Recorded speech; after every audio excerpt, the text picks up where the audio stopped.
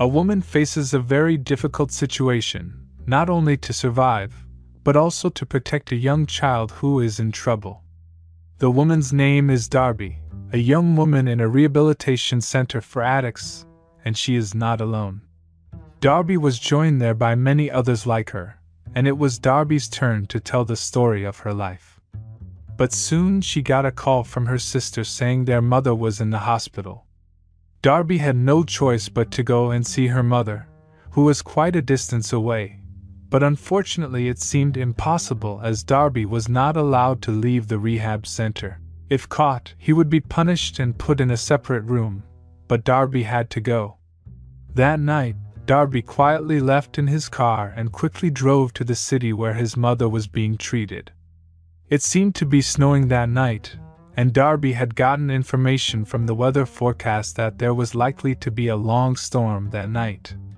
Darby stopped to rest for a while, but the police soon found him asleep. The police told Darby to turn around or he could rest and stop at a rest area farther away. The police had also closed off access to the town Darby was headed to. Darby had no choice but to go to the rest area where he met Ed, Sandy, Ash and Lars. Darby tried to call his sister to tell her the news, but unfortunately there was no signal that night, probably because of the storm. Darby tried to find a signal outside and accidentally saw a small child being held captive in a van. No one knew whose it was. Darby tried to call 911, but there was no signal. Darby still kept this a secret from those who were there, one of whom must have been the culprit. While waiting for a signal and for the weather to clear, Darby was invited by Ed to play a game. Ed was a retired military man and knew the password. Among them, Darby saw the most suspicious behavior in Lars. He looked scared and panicked. But Darby still needed proof of who the culprit was. While they were busy playing a game, Darby went to the bathroom and then slipped out through a small door that was being repaired. He managed to get into the cabin of the van where the little boy was being held. Just as he was about to take him out, the owner of the van arrived and turned out to be Lars. Darby's hunch was right. Lars was yelling at the little boy named Jay to be quiet and not to move around too much. Darby didn't know what his motive was, but when he had the chance, he got out of the car, but unfortunately Lars saw his tracks. The trail led to a door being repaired, so Darby tried to distract Lars by pretending to kiss Ash. She did this to avoid being suspected. Darby told Ash about the incident, that there was a child in danger in the van, and Lars was the culprit. Darby tried to get back to Jay, but here Jay told her to watch out for them. So it turns out that not only was Lars the culprit, but Ash was also involved, which would be a big problem. Darby tried to escape their pursuit, but he was caught, while Ed sensed that something was wrong in the house.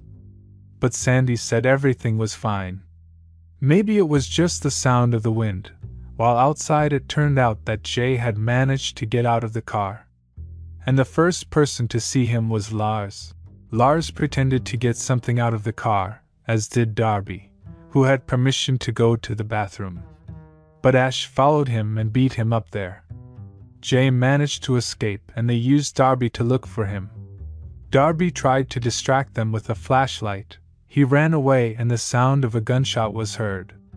Ed, who was aware of this, went outside and saw Jay lying helpless. Jay needed the medicine in the van, but Lars and Ash wouldn't let him have it. Darby told Ed and Sandy the truth. They had to stay in the cabin. The problem was that none of them had a gun. Ed pretended to have a gun and wouldn't let them in. Meanwhile, Jay came out of his stupor and called Sandy by the name of Mrs. Lowry. How did Jay know Sandy? So it turns out that Sandy, or Mrs. Lowry, was involved in Jay's kidnapping. Sandy was the nanny at Jay's house, the child of wealthy people. She was working with Lars and Ash to use Jay to get the ransom money. Ed was very surprised here. Unfortunately, Ash killed Ash in the end and there was chaos. Sandy did not accept Ed's death. Even Ash did not hesitate to kill Sandy. Now only Darby and Jay remained. Darby was dragged and tied to the nail on the cabin wall while Ash looked for the car keys. Lars guarded Darby and Jay. Darby had an idea to immobilize Lars, knowing that Lars wouldn't dare shoot them. Jay turned off the electricity. Then Darby frantically removed the nail from his hand and threatened Lars. When Ash returned, Jay calmly beat Ash's hand until Ash accidentally shot a nail into Lars' head. Ash was very upset. He wanted to take revenge on Derry and Jay. Jay and Derry tried to escape, but their car was stopped and crashed into a pole. Ash set the cabin on fire. Then the police arrived. The police ordered Ash to put his hands up. Meanwhile, Darby tried to restrain Ash. The police fired, but missed Darby. Fortunately, Darby survived. Ash then fired at the police, finishing them off. Darby, who was still strong, then stuck a screwdriver in Ash's neck, killing him. Darby and Jay survived. Darby returned to the rehab center and then met with his sister. This was the plot of the movie No Exit.